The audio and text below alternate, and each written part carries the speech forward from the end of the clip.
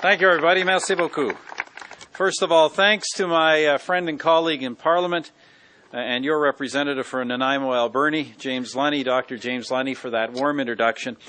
I should also tell you, if you don't already know, that James has been tireless in his work for the people of Nanaimo. For example, following his guidance, we've invested heavily in Vancouver Island University. I know we have representatives here today through the Knowledge Infrastructure Program, which is part of Canada's Economic Action Plan. We supported reconstruction of the terminal at Nanaimo's Cassidy Airport. There's a new water treatment plant at South Fork. Actually, it's a very long list. I don't have time to go through it all, but the fact is I see his fingerprints everywhere.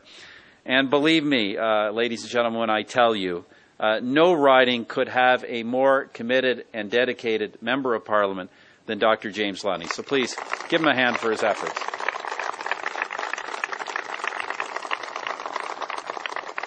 Welcome as well to my colleagues, to Minister Day, President of the Treasury Board and Minister responsible for British Columbia, also to John Weston, Member of Parliament for West Vancouver, Sunshine Coast, Sea to Sky Country. See, I've got it. And greetings. It's not the longest one in the House of Commons, by the way, but it's close. Greetings today to MLA Ron Cantillon, to Nanaimo Mayor John Rutten, also to Mayor Main from Parksville, Mayor Westbrook from Qualicum Beach, and Mayor McRae from Port Alberni. We're glad to have all of you here for a project which is for the benefit of the entire region. Nanaimo Port Authority Board Chairman Robert Benny and Port President Bernie Dumas, I also want to thank these gentlemen for their hospitality and for providing this area for our use today. Distinguished guests, ladies and gentlemen, it's great to be in Nanaimo, beside your gorgeous waterfront. En fait, il fait bon se trouver sur l'île de Vancouver, en ce lieu spectaculaire de la merveilleuse province de Colombie-Britannique. In fact, I should say, it's always good to be on Vancouver Island, this spectacular part of beautiful British Columbia, especially on a beautiful day like this. We really do look forward to spending the day here. And it is a busy one. On our way here, we stopped at another cause that your MP has championed, and that's the Deep Bay Field Station, where Vancouver Island University is doing research to help develop a sustainable shellfish aquaculture industry in BC, and we toured some of the new facilities that are being constructed there. That's important work, and our government is also proud to support it. All I can say is that after we saw last week's headlines in the Nanaimo newspapers, salmon for everyone, I think it said, there better be a good fish dinner before we go home.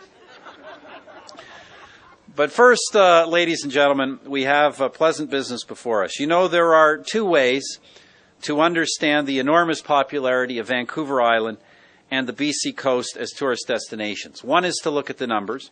They speak for themselves. Or you can simply look out over the water, as I just did, and watch these massive cruise ships sailing majestically on their way. It's a big business. There are literally dozens of ships engaged in it, most making multiple voyages. And this season alone, they will carry more than 1 million passengers through the Inside Passage. And no wonder. As you know, the Inside Passage is unequaled around the world for its vistas of mighty snow-capped mountains, abundant green forests, and a coastline with a seal on every rock and an eagle in every tree. All of which brings us to why we are here today. It is not enough that vessels pass by Nanaimo hundreds of times a year. We would like them to come into Nanaimo. We would like their passengers to experience some of Nanaimo's famous hospitality. And yes, we would like them to leave a little economic stimulus behind. Je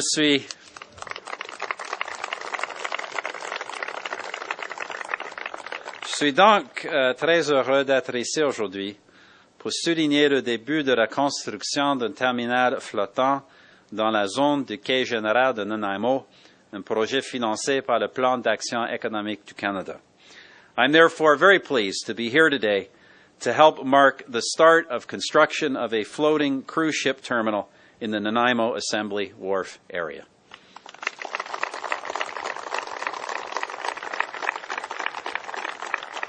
This project will be funded through Canada's Economic Action Plan Undertaken in partnership with the province and the Nanaimo Port Authority, this wharf is needed because there is currently no way for these large cruise liners to dock in Nanaimo. Of course, such are the attractions of your hub city that some call here anyway, but when they do, they must anchor well offshore. Then passengers wishing to disembark are ferried to and from shore in lighters. That is time-consuming, inefficient, and discourages port visits. But to slightly misquote the Kevin Costner character in W.P. Kinsella's Field of Dreams, build it, and they will come. Ce nouveau quai sera de taille à accueillir les gros navires qui effectuent des croisières sur la côte ouest. This new dock will be big enough to handle the largest ships on the West Coast cruise routes. And because it makes it so easy for passengers to come and go, Nanaimo will be a very attractive stop for ships that at present just sail on by. So lots of tourists will be visiting to enjoy the many good things that the Mid-Island has to offer. Ladies and gentlemen, let me give you an example of the kind of impact these visits have and why we believe it is so important to attract more of them. Thanks to the great marketing of the Nanaimo Port Authority, the cruise liner Norwegian Pearl will visit Nanaimo for the first time in October. She carries 2,400 passengers and has a crew of 900. On past experience, that visit could easily be worth as much as $200,000 to the local economy. With this dock, the Nanaimo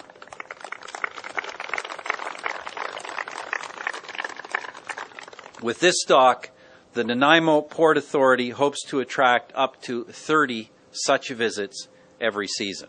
That is worth going for.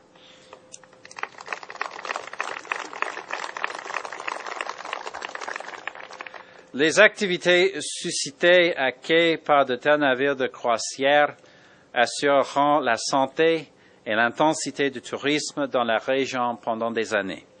The business that cruise liners bring with them through this dock will ensure the health and strength of tourism in the region for years to come.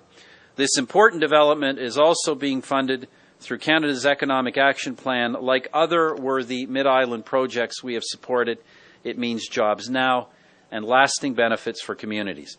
Now, ladies and gentlemen, before relinquishing the podium, I would just like to make a couple of other observations. First of all, I wish to acknowledge the cooperation and the support of the Nanaimo First Nations in seeing this project move ahead. The Nanaimo people have a history of collaboration with the city and the port authorities, and we expect this community will also benefit from the economic opportunities that will come with this new project.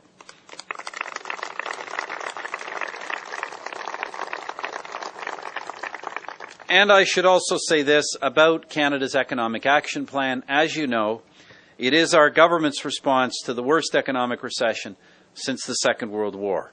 As you know, as James mentioned, during this global recession, Canada has been doing better, significantly better, than its peers among the advanced countries. Mais nous devons continuer de concentrer notre attention sur l'économie et les emplois. But we must remain focused on the economy and on jobs. If we do that, if we stay focused and stay the course, and we continue to make strategic investments like this one, we will continue to lay the foundation for Canada to lead the world in economic performance well into the future. And in this particular case, we shall have the added satisfaction of having helped thousands of people enjoy this spectacular part of our great country. Merci beaucoup. Thank you.